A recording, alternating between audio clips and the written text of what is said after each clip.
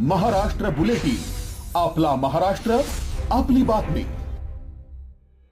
खरीपाच्या तोंडावर आणि पेरणीपूर्व मशागतीची लगबग सुरू असतानाच बळीराजाच्या पाठीत केंद्र सरकारने खंजीर खुपसलाय।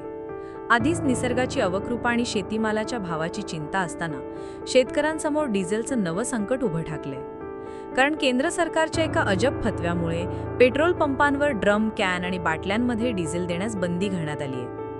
11 जूनच्या आदेशाचा दाखला देत पेट्रोल पंपांनी शेतकऱ्यांना ड्रममध्ये डिझेल देणं बंद केलंय। शेतात चालणारा ट्रॅक्टर, शेतातली कृषी यंत्रे केवळ डिझेल भरण्यासाठी पेट्रोल पंपावर कशी आणायची?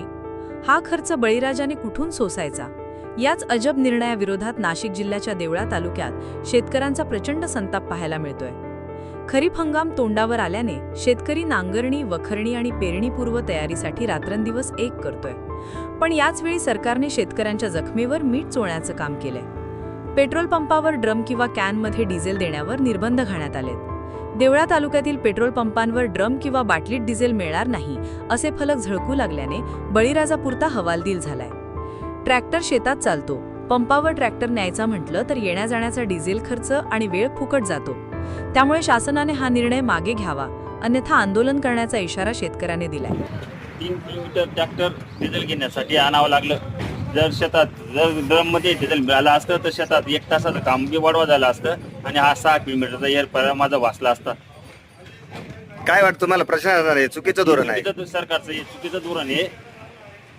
हे धोरण चुकीचं असलं आहे बुवा, असं ड्रम मध्ये डिझेल देण्यात यावे।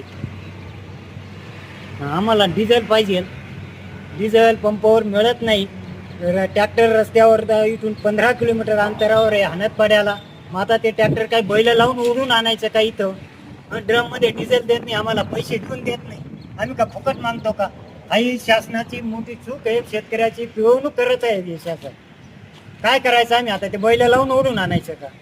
काय अपेक्षा आहे तुमची प्रशासनाकडनं? प्रशासनाची शेतकऱ्याची पिळवणूक थांबावी त्यांनी आणि आम्हाला डिझेल द्या ड्रम मध्ये। तुमच्या नियमात काय बस आता 10 लिटर, 20 लिटर, 25 लिटर तेवढंच द्या। ते आम्हाला शेतीसाठी लागतं तेवढं।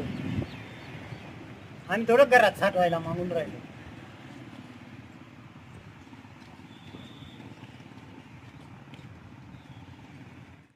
शेतीमालाला आधीच भाव नाही, उत्पादन खर्च आवाक्या बाहेर गेलाय आणि त्यात आता मशागतीची कामे वेळेत पूर्ण न झाल्यास थेट उत्पादनाला फटका बसणार आहे। सरकारच्या या तुगलकी निर्णयाविरोधात आता शेतकरी संघटनांनी रणशिंग फुंकलंय। देवळात या अन्यायाविरोधात स्वाभिमानी शेतकरी संघटना रस्त्यावर उतरली आहे। स्वाभिमानीचे राज्य समन्वयक कुबेर जाधव, खामखेडचे सरपंच ॲडव्होकेट वैभव पवार यांच्यासह शेकडो शेतकऱ्यांनी तहसीलदारांना गाठलं आणि निवेदन देत प्रशासनाला थेट इशारा दिलाय। आधीच निसर्गाच्या लहरीपणाशी झुंजणारा शेतकरी या प्रशासकीय जाचाला कसा सामोरा जाणार? प्रशासनाने जर तात्काळ यावर तोडगा काढला नाही तर ऐन खरीपात महाराष्ट्राचा बळीराजा रस्त्यावर उतरल्याशिवाय राहणार नाही, हे मात्र नक्की। महाराष्ट्र बुलेटिनसाठी सोमनाथ जगताप, देवळा। महाराष्ट्र बुलेटिन, आपला महाराष्ट्र, आपली बातमी।